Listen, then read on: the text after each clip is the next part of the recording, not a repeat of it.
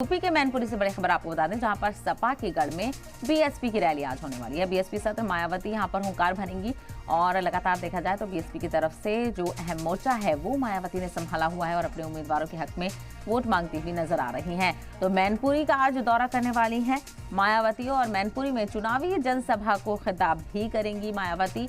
BSP उम्मीदवार के लिए वोट मांगेंगी। तो लोकसभा चुनावों की सरगर्मियां उरूज पर है, इंतखाबी तशवीर जोरों शोरों से जारी है और अब तीसरा मरहला करीब आ चुका है। 7 मई को तीसरे मरहले के तहत यानी अब से 4 दिन के बाद तीसरे मरहले के लिए वोटिंग होगी। वोटर अपने हक राय दही का इस्तेमाल करेंगे तीसरे मरहले के लिए। तो ऐसे में यूपी के मैनपुरी से सपा के गढ़ में बीएसपी की रैली आज होने वाली है। बीएसपी सदर मायावती आज एसपी के गढ़ मैनपुरी में चुनावी जनसभा करने वाली हैं और बीएसपी उम्मीदवार के हक में वोट मांगती हुई नजर आएंगी। तो मायावती ने मोर्चा यहां पर बीएसपी की तरफ से संभाला हुआ है और अपने उम्मीदवारों के हक में मायावती भी वोट मांगने के लिए जमीनी सतह पर उतरी हुई है। अलग अलग जगहों पर इंतखाबी तस्वीर लगातार जारी है।